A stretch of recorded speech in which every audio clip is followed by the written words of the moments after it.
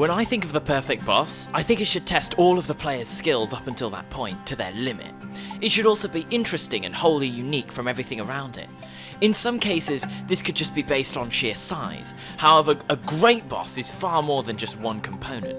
It's a harmony of game systems given a spin that can challenge in unexpected ways. Today, I want to dive into the intricacies of what makes some bosses just so darn good. Before the design of a boss, it's imperative to begin with working out what that boss really means within the context of the game. Is it a test of strength? Perhaps it's a puzzle. Maybe the intention is for pure spectacle.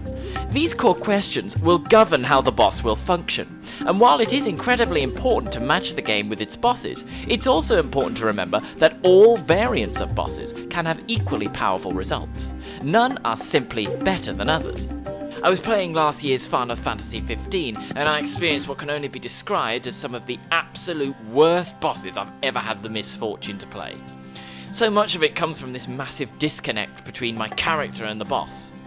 This is an area where Final Fantasy XV combat struggles anyway, even on its normal enemies. But the issue is massively exacerbated when concerning bosses. Attacks for me always feel weightless and are so often ignored by enemies. This is one of the reasons I've never been able to enjoy MMO combat. The simple fact is that smacking the foot of some giant adversary that never flinches is never going to be enjoyable. Contrary to what you might think, creating a level playing field for the boss and the player is extremely important. A game's intention might be to scare the player or pit them against impossible odds, but for a boss to remain enjoyable, the features have to be entirely smoke and mirrors. The greatest bosses make the player feel as if they're accomplishing the impossible, yet a battle against a much greater opponent, while still offering the full control of their suite of abilities. This is how it feels good to play. You take all the skills you have and use them to take down some giant boss. That's all the player wants. Consider for a moment a boss that is 100 times larger than the player. How is it possible to enable the player to fight the boss as if they were the same size? Shadow of the Colossus demonstrates this perfectly. By enabling the player to scale bosses, attack weak points, and deal considerable damage, the scale difference hasn't compromised the playability of the gameplay, nor has it diminished the fundamental intention of the boss, to hugely overwhelm the player with its size. The player has the emotion of fighting something bigger than themselves, while actually being evenly matched with their gigantic adversary. Smoke and mirrors. Another common solution to this problem is to require the player to solve an environmental puzzle in order to gain access to a boss's weakness. The player is never actually tasked with fully taking on the boss 1 versus 1, rather they have to avoid the boss and utilize non-combat skills to outwit their opponent, baiting them into doing something they regret. Bosses like this so often fall into the trap of requiring the player to perform the answer to the puzzle multiple times. It's so incredibly easy to think of a game in which you have to do the same thing 3 times to beat a boss.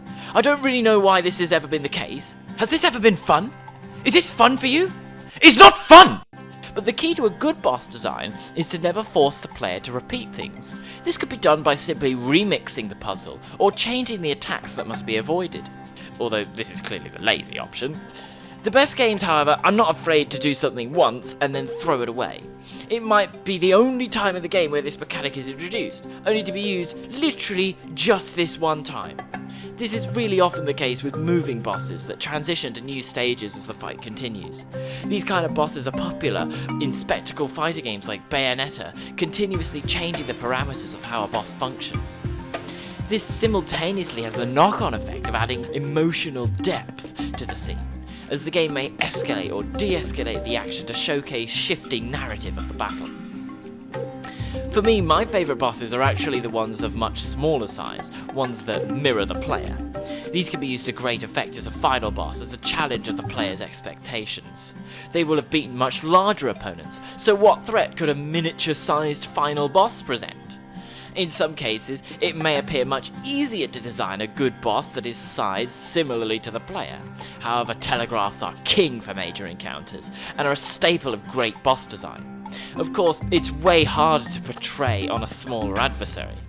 Often, the best bosses are ones that are perceived to carry an importance to them, something that is incredibly difficult to portray with mechanics alone. And I don't mean narrative importance here, I'd mean importance to the world around them. Now listen, I know I talk about Dark Souls all the time, but hear me out! The Artorias boss fight is such a great example of this. Now, for this boss, it doesn't require the player to outwit or use cheap tactics, like I said above. Instead, you've got to use your mastery of the game's pure systems, watch your opponent carefully, and retaliate flawlessly. I mean, the whole of Dark Souls is immensely satisfying, but this fight really typifies that point. It's even got some of that emotion you feel in those tense fight scenes in Eastern cinema. Perfect displays of raw skill, pit against each other until a victor is found.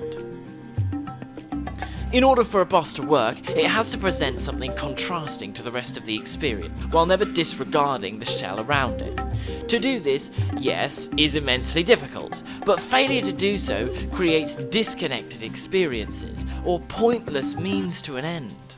Maybe bosses are no longer relevant in our newfangled next-gen sexy whatevers, but it's undeniable that some of these memorable bosses have stood the test of time, often more than the games that house them.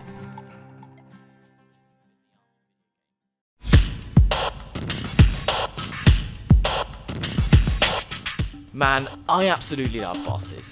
I've been Saxel, and I really hope you've enjoyed this episode. Subscribe, follow me on everything, I'm Viking Goblin on Twitter, and I'll be back next week for another episode. If you have any suggestions, throw them down below. This has been The Art of Video Games.